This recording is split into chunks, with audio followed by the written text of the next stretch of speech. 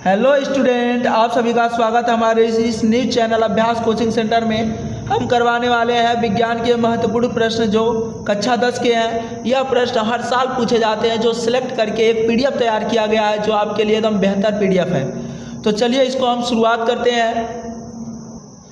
आज का हमारा पहला क्वेश्चन है, लिखा गया है मानव नेत्र के प्रमुख भागों का वर्णन कीजिए। किसी वस्तु का मानव नेत्र से प्रतिबिंब का बनना आरेख को स्पष्ट कीजिए। तो चलिए देखते हैं यहाँ पे जो मानव नेत्र होता है, इसको देखिए। तो मानव नेत्र कैमरे की भांति कार्य करता है, जिसके द्वारा वस्तुओं का वास्तविक प्रतिबिंब रेटिना पर बनता है। तो जो मानव नेत्र होता है यह हमारे कैमरे की भांति कार्य करता है, जिसका वस्तु का प्रतिबिंब कहाँ पे बनता है? रेटिना पे बनता है। तो जैसा कि आप लोग चित्र में देख सकते हैं, यह मानव नेत्र का एक चित्र है। वस्तु का प्रतिबिंब यहाँ पे आपका रेटिना, यहाँ से लेकर के यहाँ तक परत रेटिना होती है, जहाँ पे वस्तु का प्रतिबिंब बनता है। तो चलिए आगे देखते हैं।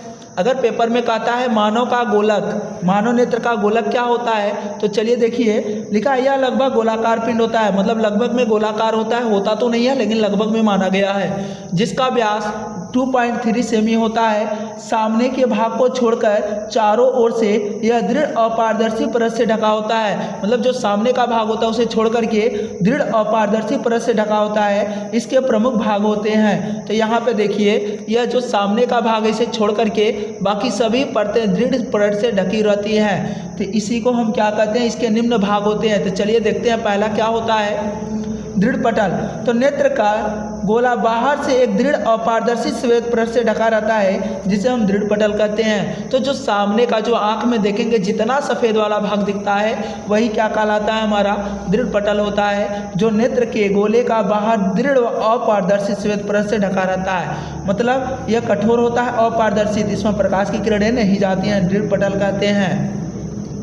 दूसरा देखिए रक्तक पटल।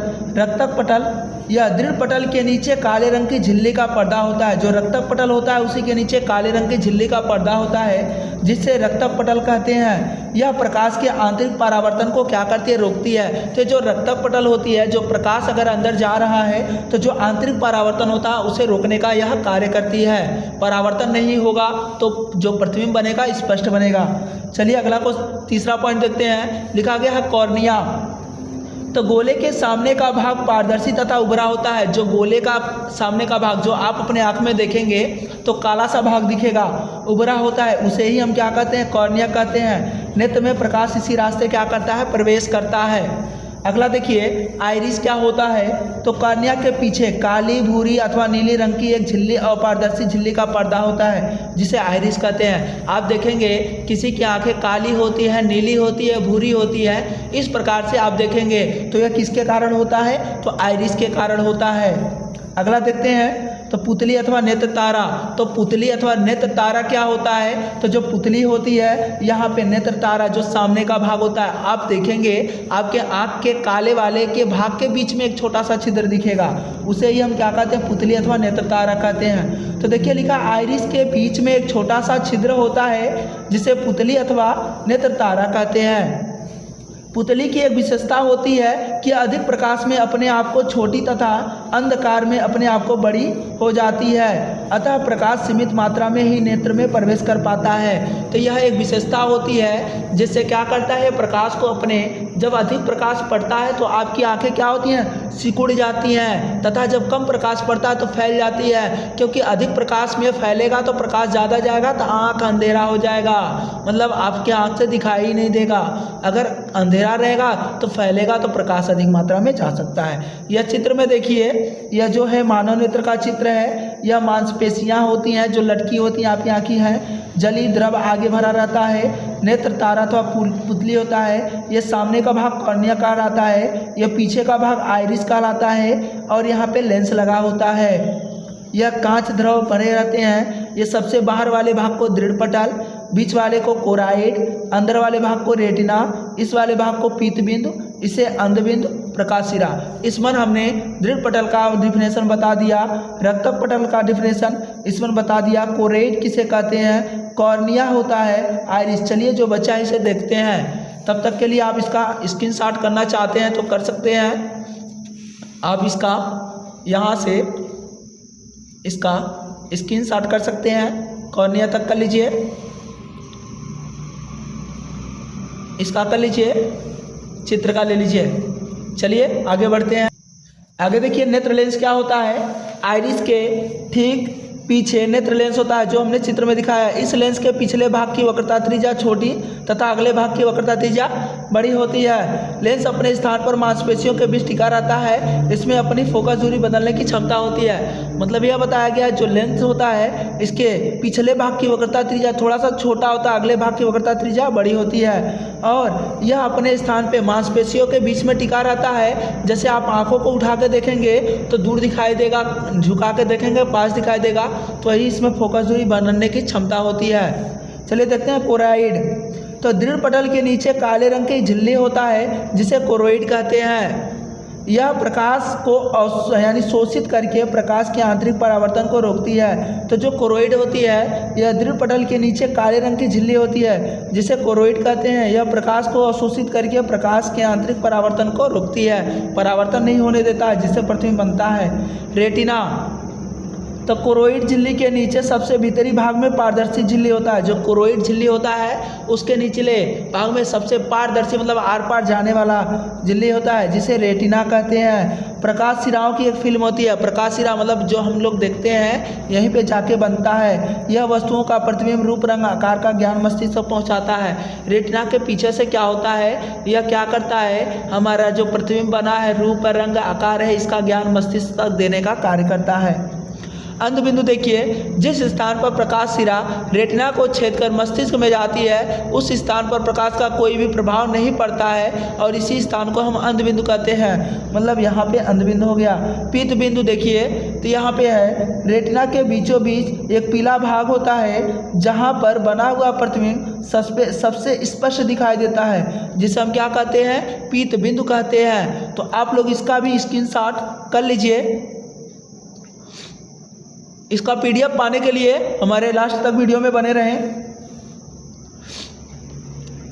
आगे देखिए क्वेश्चन, दूसरा क्वेश्चन क्या है, आँख की समंजन क्षमता किसे कहते हैं। तो नेत्र में उपस्थित अभिनेत्र लेंस की वह क्षमता जिसके कारण वह फोकस दूरी को समायोजित करके आँख की समंजन क्षमता कहलाती है। मतलब जिसके कारण वह अपने फोकस दूरी को दूर पास की वस्तुएं देख रहा है उसे आँख की समंजन क्षमता कहते हैं। यह पूछ सकता है नेत्र लेंस की समंजन क्षमता क्या है। तो नेत्र लेंस की वह क्षमता जिसके कारण अपने फोकस दूरी को समायोजित कर लेता है उसे नेत्र लेंस की क्या कहते हैं, समंजन क्षमता कहते हैं। मतलब अपने फोकस दूरी को समायोजित कर सकते हैं।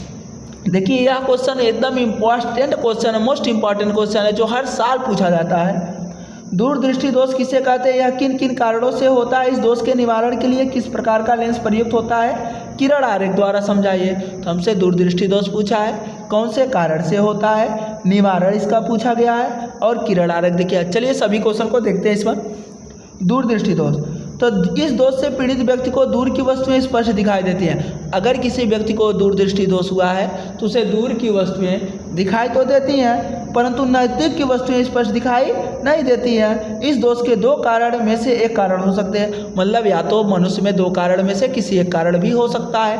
पहला कारण देखिए, नेत्र लेंस की वक्रता कम हो जाए। अगर उसकी वक्रता जो त्रिज्या कम हो जाएगी जिसके उसकी फोकस दूरी बढ़ जाएगी। अगर उसका मान लेते हैं गोले का व्यास है, अगर इस प्रकार से है, अगर इसकी वक्रता त्रिज्या है, यह गोल है, तो अगर इसकी वक्रता कम होगी तो यह ऐसे होगा जिससे इसकी फोकस दूरी क्या हो रही है, बढ़ जा रही है। आगे लिखा गया है नेत्र लेंस तथा रेटिना के बीच की दूरी कम हो जाए। जो नेत्र लेंस और रेटिना है जहां आपका लेंस होता है, प्रतिबिंब बना होता है, दूरी कम होगा अर्थात गोलक का व्यास कम हो जाए। मतलब इन दोनों कारणों में से हो सकता है। इसका आप स्क्रीनशॉट कर लीजिए। आगे बढ़ते हैं निवारण में दीर्घ दृष्टि दोष या तो दूरदृष्टि दोष के निवारण। इस दोष से पीड़ित व्यक्ति के निवारण के लिए उत्तल लेंस के चश्मे का प्रयोग किया जाता है। मतलब अगर जो कोई व्यक्ति इससे पीड़ित है तो उत्तल लेंस का प्रयोग करेगा तो सही हो जाएगा। किरण आरेख बोला था, तो चलिए देखते हैं। दीर्घ दृष्टि दोष मतलब नेत्र का निकट बिंदु, अगर वह क्या है, वो देख रहा है, निकट बिंदु है, तो इसका प्रतिबिंब यहाँ से देखेगा तो यहाँ बनेगा, तो यह दोष युक्त है, मतलब दोष हो गया है इसमें। अब देखिए यह वस्तु है, अगर वहाँ पे देख रहा है यहाँ से तो वस्तु को यहाँ पे, तो इसका प्रतिबिंब रेटिना के पीछे बन रहा है, जिससे प्रतिबिंब सही से देख नहीं पा रहा है। मतलब पहले तो ऐसे साफ दिखाई दे रहा था, दोष हो गया है, तो इस प्रकार से हो गया है। अगर हम इसका प्रयोग के आगे के लिए आगे उत्तल लेंस का प्रयोग करते हैं तो इसका प्रतिबिंब फिर यहाँ पे बन जा रहा है। यह सामान्य आँख का सही चित्र है, जो हम वस्तु को स्पष्ट रेटिना पे बन रहा है। अगर दोष हो गया है तो इस प्रकार से होगा, इसका प्रतिबिंब रेटिना के पीछे बनेगा, यह रेटिना वाला भाग होता है।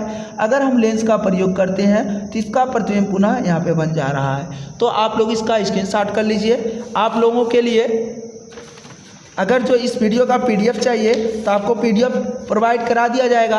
आप लोग हमारे मोबाइल नंबर पे PDF के लिए यहाँ पे व्हाट्सएप करेंगे 89 53 36 95 47, तो आपको इसका PDF प्रोवाइड करा दिया जाएगा। ऐसे ही मज़ेदार क्वेश्चन को पढ़ने के लिए हमारे चैनल को सब्सक्राइब करें, लाइक करें, शेयर करें, जिससे सभी बच्चे इस इम्पॉर्टेंट को, ये सब IMP क्वेश्चन कराए जा रहे हैं, बहुत ही वेरी इंपॉर्टेंट क्वेश्चन कराए जा रहे हैं। इसी तरह से हमारे चैनल पर डेली क्वेश्चन कराए जाएंगे। तब तक के लिए आप इतना तैयार करिए, तब तक के लिए इसको तैयार करिए और अगले वीडियो के लिए इंतज़ार करिए।